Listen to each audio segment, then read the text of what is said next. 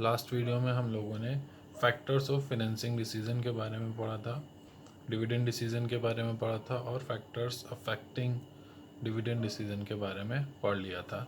तो आज की वीडियो में हम लोग देखेंगे फाइनेंशियल प्लानिंग। फाइनेंशियल प्लानिंग क्या होती है, ठीक, इसके ऑब्जेक्टिव क्या हैं या और इसके इम्पोर्टेंस क्या है, इसके बारे में हम लोग जानेंगे। ठीक, चलिए स्टार्ट करते हैं यहाँ से हम लोग। सबसे पहला पॉइंट है हमारा फाइनेंशियल प्लानिंग। फाइनेंशियल प्लानिंग क्या होती है? Financial planning is essentially the preparation of the financial blueprints of an organisation's future operations. जो फाइनेंशियल प्लानिंग होती है वो क्या होती है? एक तरीके का मैप होता है जो भी ऑपरेशंस होते हैं किसी एक ऑर्गेनाइजेशन के, फाइनेंशियल ऑपरेशंस जो भी होते हैं, तो उसका एक फाइनेंशियल मैप तैयार करना होता है। ठीक है, कि किस तरीके से क्या होना है।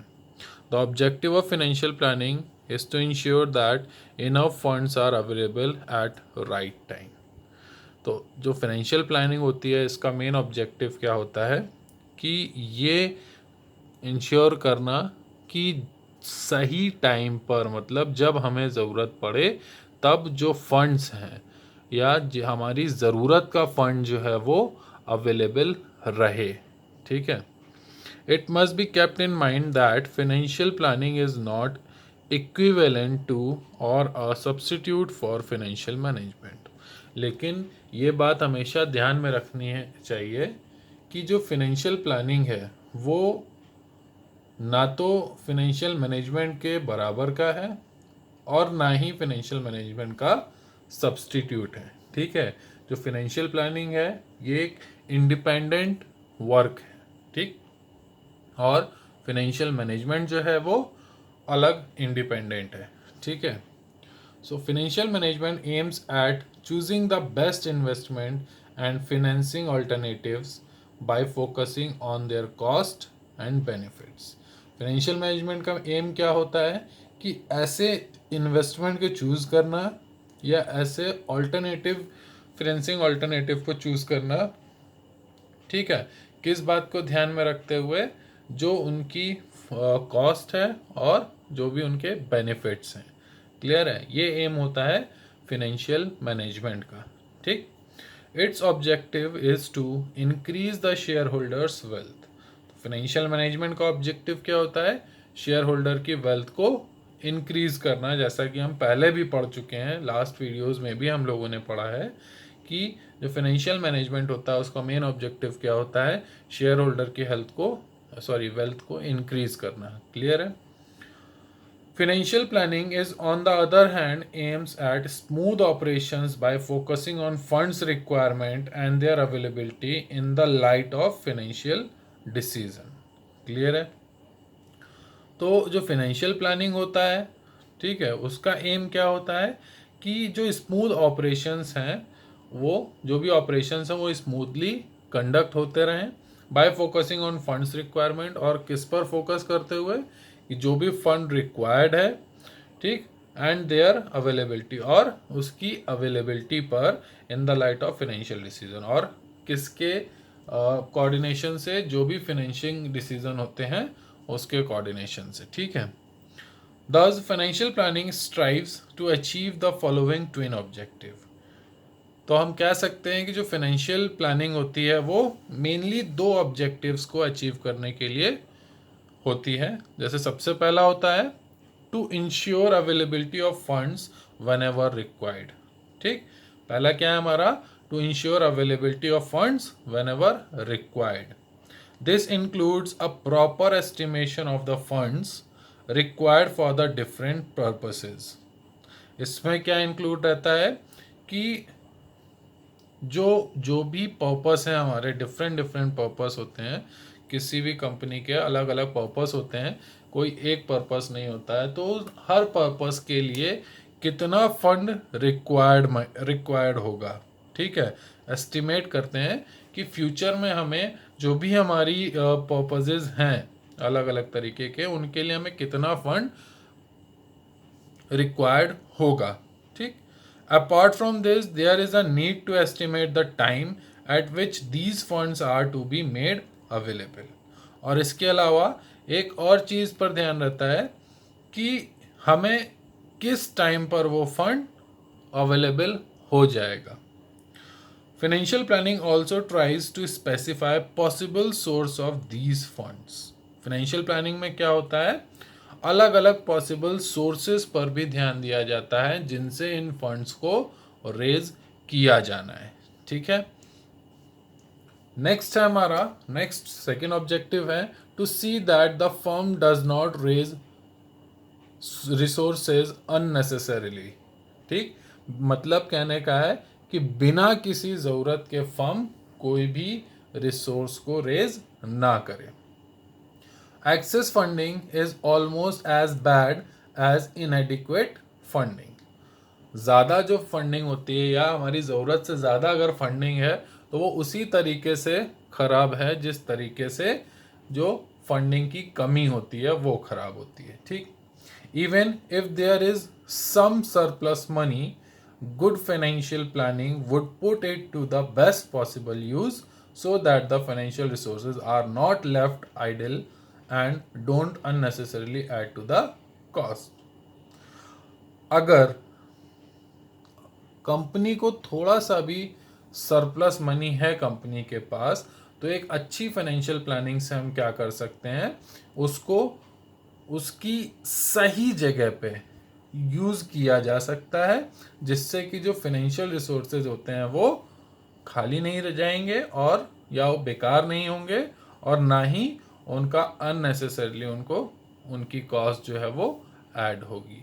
क्लियर है? तो ये दो मेन ऑब्जेक्टिव होते हैं फाइनेंशियल प्लानिंग के। सबसे पहला क्या होता है हमारा, to ensure availability of funds whenever required, और दूसरा होता है to see that the firm does not raise resources unnecessarily.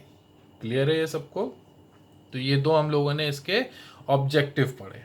चलिए आगे बढ़ते हैं। Thus a proper matching of funds requirements and their availability is sought to be achieved by financial planning। इसलिए जो प्रॉपर जो फंड रिक्वायरमेंट है उसको match करना और साथ ही साथ वो उनकी अवेलेबिलिटी जो है वो अचीव करना, ये दोनों का यही मतलब मकसद होता है फाइनेंशियल प्लानिंग का, कि जो भी हमें रिक्वायर्ड फंड है वो मिल जाए और ठीक है, हमें क्या रिक्वायर फंड है और हमें उसकी कितनी अवेलेबिलिटी है। ठीक, इन दोनों का ही ध्यान में रख के फाइनेंशियल प्लानिंग की जाती है। ठीक, this process of estimating the fund requirement of a business and specifying the sources of funds is called financial planning. तो ये जो प्रोसेस होता है किसका, कि जो फंड रिक्वायरमेंट हमें कितनी है उसका एस्टिमेशन का किसी भी बिजनेस के लिए, और किस सोर्स से फंड हम रेज करेंगे उसको आइडेंटिफाई करना को ही हम लोग बोलते हैं फाइनेंशियल प्लानिंग। क्लियर है? Financial planning takes into consideration the growth, performance, investments and requirement of funds for a given period. ठीक, जो फाइनेंशियल प्लानिंग होती है उसका यूज कहाँ पे होता है, से ग्रोथ में भी इसका यूज होता है, परफॉर्मेंस में भी आता है, इन्वेस्टमेंट में भी इन्वॉल्व रहता है, एंड जो रिक्वायरमेंट होता है फंड्स किसी एक पर्टिकुलर पीरियड के लिए, उसमें भी फाइनेंशियल प्लानिंग जो होती है वो इन्वॉल्व रहती है। Financial planning includes both short term as well as long term planning. Clear है? जो फाइनेंशियल प्लानिंग होती है दोनों वो तरीके से होती है, शॉर्ट टर्म में भी होती है और लॉन्ग टर्म प्लानिंग के लिए भी फाइनेंशियल प्लानिंग का यूज़ किया जाता है। क्लियर है ये सबको? तो ये था हमारा फाइनेंशियल प्लानिंग।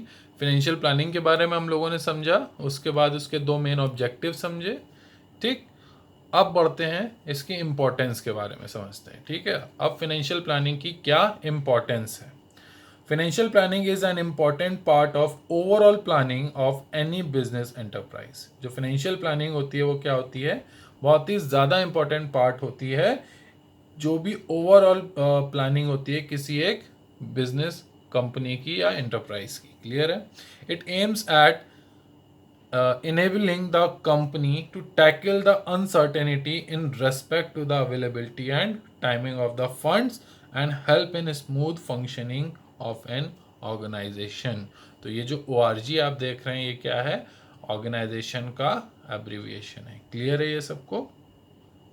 तो कहने का मतलब ये, इसका मेन एम क्या होता है कि ऐसे रिसोर्सेज को इनेबल करना जिससे कि जो कंपनी है वो जो अनसर्टेनिटी है उससे टैकल कर सके, और किसके रेस्पेक्ट में जो भी फंड्स और अवेलेबल हैं ऑन टाइम, किसके लिए, जो भी स्मूथ फंक्शनिंग है किसी भी ऑर्गेनाइजेशन के लिए।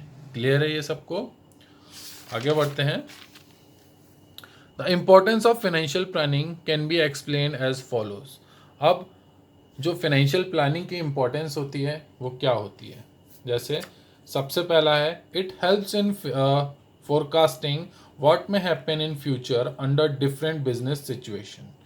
ठीक, तो फाइनेंशियल प्लानिंग का मेन मकसद क्या होता है कि इससे हम लोग फ्यूचर के बारे में एक एस्टिमेशन लगा सकते हैं कि अलग अलग बिजनेस सिचुएशन में, ठीक है, क्या क्या हो सकता है। नंबर 2 है, it helps in avoiding business shocks and surprises and help the company in preparing for the future. Financial planning से हम क्या कर सकते हैं, जो भी रिस्क होते हैं, ठीक, उनको सॉल्व किया जा सकता है या उनसे बचा जा सकता है कि उससे जो भी शॉक कंपनी को लगे किसी भी तरीके का हो, या जो कोई भी अगर अनसर्टेनिटी आ रही है सरप्राइजिंगली, ठीक है, उससे उसको अवॉइड करने के लिए और साथ ही साथ कंपनी को फ्यूचर के लिए प्रिपेयर करने में हेल्प करता है। क्लियर है? थर्ड है हमारा, it help in coordinating various business function. जो फिनेंशियल प्लानिंग होती है वो क्या करती है, अलग अलग बिजनेस फंक्शंस के लिए कोऑर्डिनेट करती है। नंबर 4 है, detailed plan of action prepared under financial planning reduce waste, duplication of efforts and gap of planning.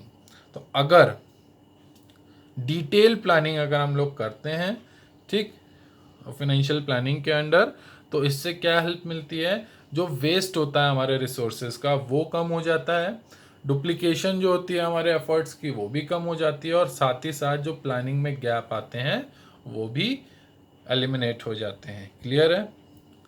Number 5 है हमारा, it tries to link the present with the future. जो financial planning होती है वो क्या करती है, उसकी कोशिश क्या होती है, जो भी हमारा प्रेजेंट है, जो कंपनी का प्रेजेंट है, वो उसको फ्यूचर से लिंक कर सके। ठीक, 6 पॉइंट है हमारा, it provides a link between investment and financing decisions on a continuous basis. ठीक, तो जो फाइनेंशियल प्लानिंग होती है वो क्या करती है, जो भी हमारा इन्वेस्टमेंट है और जो भी हमारे फाइनेंसिंग डिसीजंस हैं उन दोनों में क्या है, एक लिंक कॉन्टिन्यूस बेसिस पे बनाए रखती है। कहने का मतलब है, जब भी हम कोई इन्वेस्ट करते हैं या कंपनी कोई इन्वेस्ट करती है किसी एसेट्स में या किसी और चीज़ में या बिजनेस में, उसके लिए उसको फाइनेंशियल प्लानिंग की ज़रूरत पड़ती है, तभी वो कहीं ना कहीं इन्वेस्ट कर सकेगा। इसीलिए कहा गया है कि जो फाइनेंशियल प्लानिंग होती है वो फाइनेंसिंग डिसीजन एंड इन्वेस्टमेंट के बीच में एक कॉन्टिन्यूअस बेसिस पे लिंक का काम करती है। ठीक, 7 पॉइंट है, by spelling out detailed objective for various business segments, it makes the evaluation of actual performance easier। ठीक, फाइनेंशियल प्लानिंग के थ्रू क्या होता है कि जो भी डिटेल ऑब्जेक्टिव्स हैं अलग अलग बिजनेस सेगमेंट्स के, उनके बारे में हमें जानकारी मिलती है, और इससे हम जो एक्चुअल प्रोसेस है कंपनी की उसको इवेल्युएट करने में इजी हो जाता है। ठीक है, किसी भी कंपनी के लिए। तो ये थे हमारे इम्पोर्टेंस, जी फाइनेंशियल प्लानिंग की क्या इम्पोर्टेंस होती है। क्लियर है ये सबको? तो आज की वीडियो में हम लोगों ने पढ़ा कि फाइनेंशियल प्लानिंग क्या होती है, उसके 2 ऑब्जेक्टिव्स के बारे में जाना कि हमें जब भी कभी, पहला ऑब्जेक्टिव क्या था कि when we require funds are available, दूसरा क्या था कि जो भी फंड्स हैं या रिसोर्सेज हैं उनको अननेसेसरली रेज ना किया जाए। ठीक, ये दो हमारे मेन ऑब्जेक्टिव थे फाइनेंशियल प्लानिंग के। उसके बाद हम लोगों ने इम्पोर्टेंस देखी। ठीक है, तो आज के लिए वीडियो में इतना ही। आप इसको अच्छे से समझिए, पढ़िए। क्लियर है सबको?